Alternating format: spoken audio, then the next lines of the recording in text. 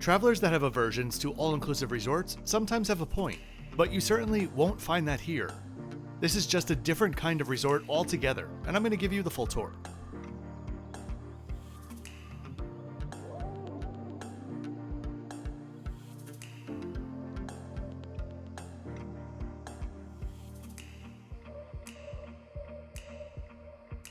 As we get settled in, if you're new to the channel, welcome. My name is Kevin, and I am the Flip Flop Traveler. I'm a full-time creator with an eye to the skies and the beaches, and I enjoy my flip-flops nearly as much as I enjoy being honest and unclickbaity in my self-funded videos. If you'd like to know more about the channel or me, scan the QR code or click the link in the description. Have a look around the channel. There are hundreds of airline and hotel reviews to enjoy. The tour of this laid-back boutique charmer begins now. I think an entrance, the experience more so than the front door, is such an important part of anyone's first impression of any resort. To me, pretty often it gives me an idea of how much a property buys into their own shtick. If you're a sprawling, swish, ultra-modern resort, but your entrance and reception feels like a 4-star property in Orlando, maybe something's not quite right. Here, though, everything is quite right. This resort opened as the Zoetry Casa del Mar in December of 2021 after a full renovation, but was originally built and opened under a different brand in 2015. You certainly could have fooled me in the best of ways. The Spanish Colonial hacienda architecture is front and center for this small-scale 57-room resort. Small scale in the number of rooms though, not in the size of the property.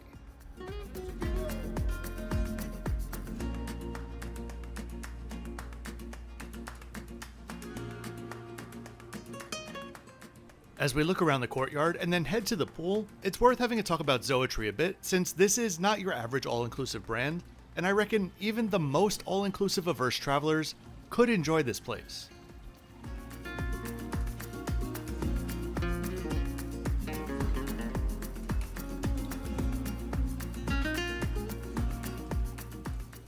Zoetry is one of 5 brands that Hyatt bought from Apple Leisure Group in 2021. The other 4 being Secrets, Dreams, Breathless, and Alua. That brings Hyatt's total to what I think is a ridiculous 9 all-inclusive brands, giving Hyatt the world's largest portfolio of luxury all-inclusive resorts, or so they say. That's not to mention the recent news about their ventures with Bahia Principe and Playa Hotels. Of all of them, Zoetry as a brand is easily the most special. It is not adults only like Zilara and Secrets, but it is definitely geared towards couples. The name Zoetry is a combination of Zoe, which in Greek means life, and poetry.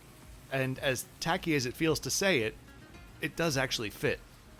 There are just 7 Zoetrys now in St. Lucia, Majorca, Curacao, Montego Bay, Isla Mujeres, plus 1 on the way in Greece.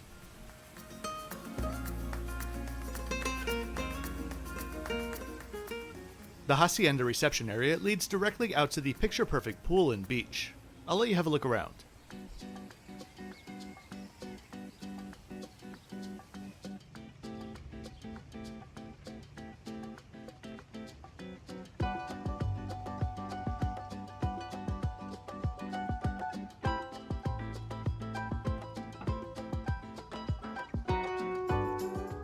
The chain lives by an all-inclusive model they call endless privileges. You'd think they're overstating it, but then you read through what they actually do a bit differently, and you can see the full picture. Just a few things I'll point out. No set check-in and check-out times. Housekeeping service 3 times per day. Twice daily refreshed included minibar. Welcome tote bag and bottle of tequila or rum. Daily fresh fruit and bottle of sparkling wine. Free laundry service. I mean, it really just does keep going, and the staff for the most part really are in the everything is included mentality, so much so that sometimes they forget. I needed to send laundry, but I didn't know that it was included. I called for a laundry form. I went to fill it out, and then I called back to ask for the prices, since there were none on the piece of paper. I've seen $12 for a single t-shirt in Cancun before, so I don't take chances. Not because of a translation issue, but the receptionist truly couldn't understand what I was asking for. Until a few moments later, she called back and said something to the effect of, Mr. Kevin, it's all free. So between the boutique-like room count, and the distinctive and actually useful perks which are unique to Zoetry, and a lack of cattle call buffets, for lack of a better term, you can see why this brand might have a broader appeal. But that's just the brand. We haven't really talked about this specific place yet.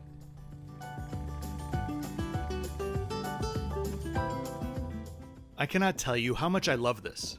Party resorts have their place, sure, but when I'm actually going on vacation, the only sound I want to hear are the waves.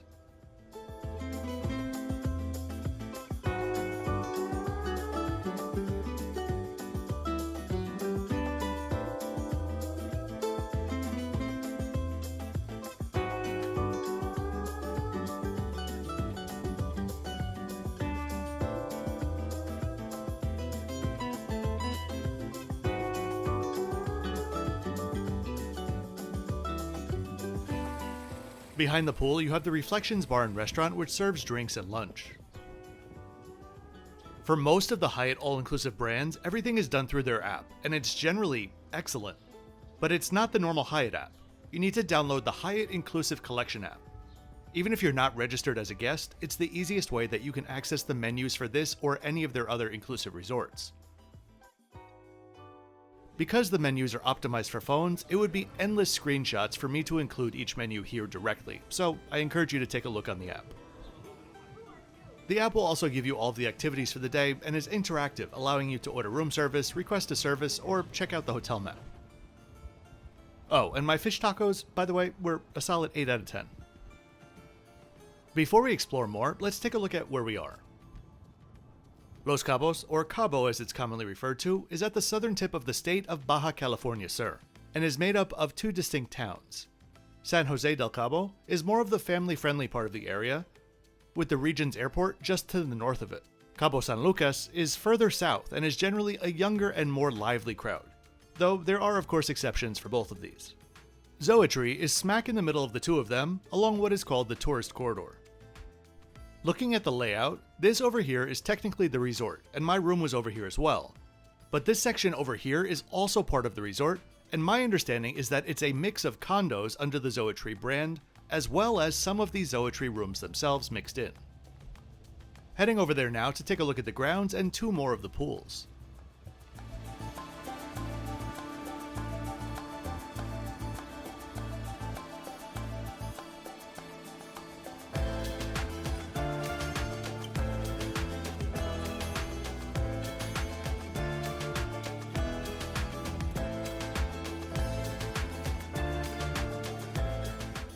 If you're enjoying the video and want to see more, please go ahead and click that like button, and more importantly, subscribe.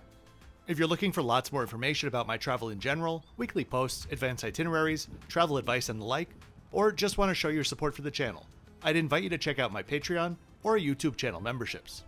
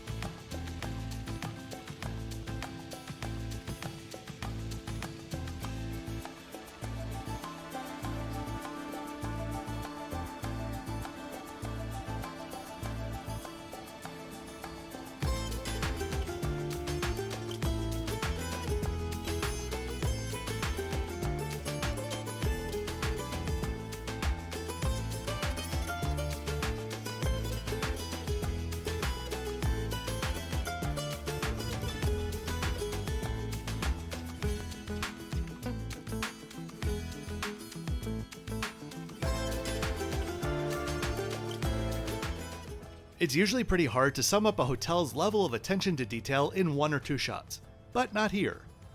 They raked this sand to perfection every single day, and it's literally acres of sand. And the landscaping throughout was just really, really well taken care of. Okay, let's head down to the stunning beach. The cabanas, which they call Bali beds, are available for rent for around $45 per day, which in Cabo, frankly, felt like a deal. I really don't have words for how beautiful this beach is. From the soft white sand to the jade waters and the constant breeze, this is my ideal beach. Note though, as is common in nearly all resorts in Cabo, you cannot swim, and most resorts will have you sign a waiver detailing why it's dangerous, mostly due to the riptides unique to this area.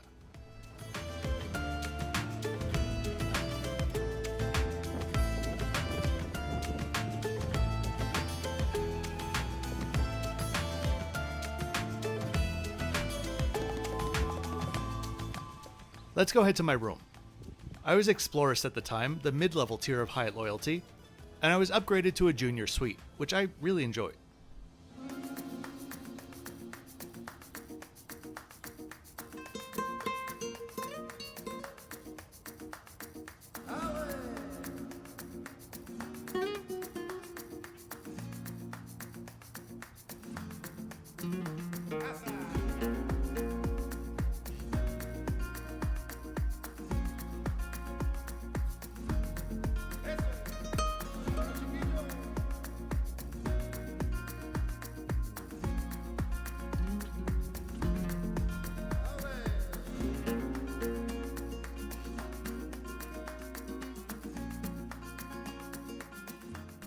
As we take a look around the room, I'll put up the extra bits. 2 things I need to point out. First, just how massive this bed is. It was really one of the most comfortable and plush beds that I've slept in out of like 300 or so hotels that I've been to for the channel. The other thing is just the quality of the finishes and products in the room. This is not all-inclusive level stuff, whether it be the furniture itself or details like Labo products in the bathroom. Labo is usually reserved for park Hyatts. There's definitely an attention to an elevated experience.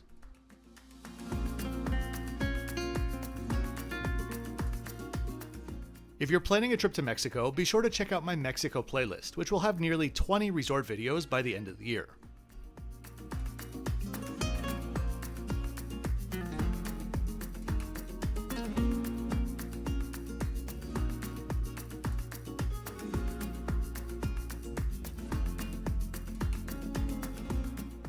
A reminder that all consumables in the room are included.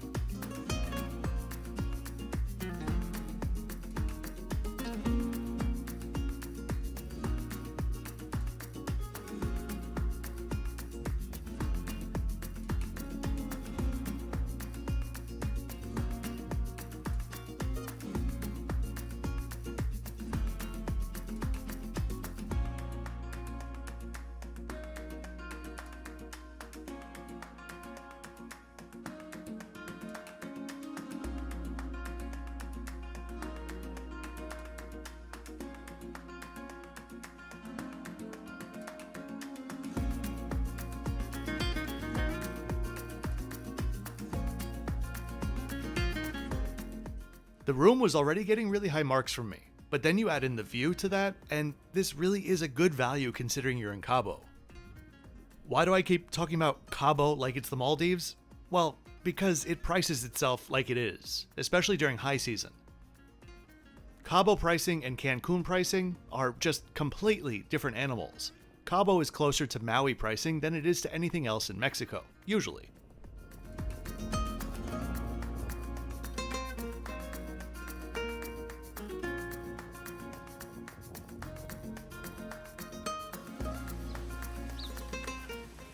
Let's talk about dinner options. There are two primary restaurants, the first being alfresco dining at Saltwater, which is open for meals throughout the day, serving up seafood specialties.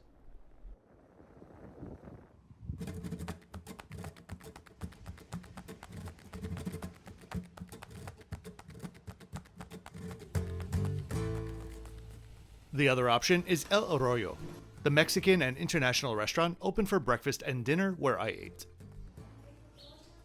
I started out with the black shrimp ceviche with citrus, radishes, avocado mousse, and charred chilies. This was freshly prepared and absolutely delicious. 8.6 out of 10. For my main, I had the tiki-nisik chicken with anato, mashed plantain, and vegetables. The chicken was outstanding, but the vegetables a bit boring. Overall, a 7.7 out of 10. For dessert, a tres leches cake, which was good, but the berry frosting was slightly artificial tasting. 7 out of 10.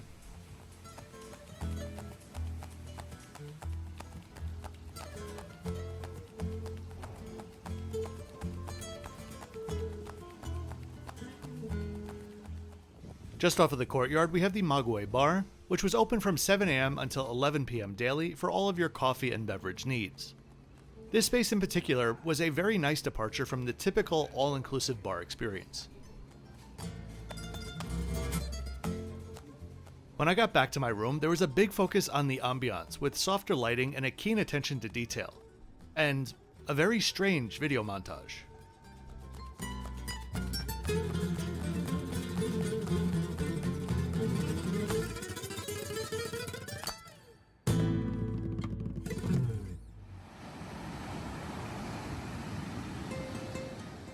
It is morning and there is a remarkable sunrise coming in, so I'm just going to let you soak it in for a bit and then talk to you about the service.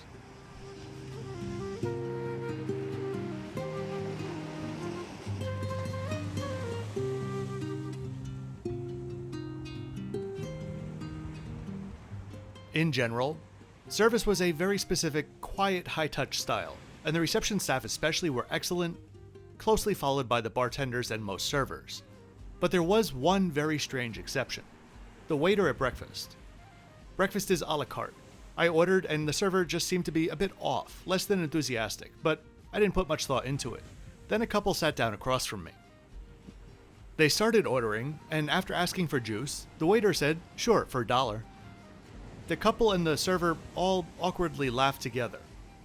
The guest asked, "Isn't it free?" "Sure, for $1." They ordered something else. "Sure, for $1." Something else.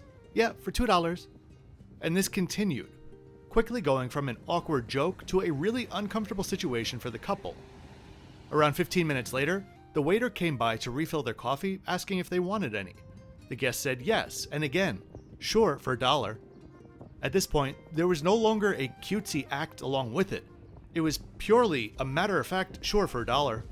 After the server left, the couple were discussing, should we give him money? Do we need to give him money? I thought everything was included. And they eventually handed him a $10 bill in the middle of their meal. To add insult to injury, the waiter barely acknowledged the tip. Mind you, he didn't try any of this crap with me, and frankly was a pain in the ass to find when needed. Truly a testament to how one single member of staff can do enough damage to an experience to leave a bad taste. I nearly never give unsolicited feedback to management on the spot. These videos are my feedback, but I had to go to the front desk and find a supervisor to explain what the waiter was doing. Because I've never seen one member of staff so quickly make other guests so uncomfortable. Anyway, once it came, my breakfast was very good. A beautiful fruit plate, some breads, and huevos rancheros. The veg again was bland, but everything else hit the spot. An 8 out of 10 overall. So I'm trying to make my breakfast rankings easier for me to sort each time, so I've changed the format a bit. These are all relative to each other, and are in the same basic order that they were in previously. I understand that it's weird, I just said, oh, this meal's an 8 out of 10, but on here it's a solid 6. For today, just go with it. I'll make it make sense soon. Considering the size of the resort, the fitness center was nicely equipped.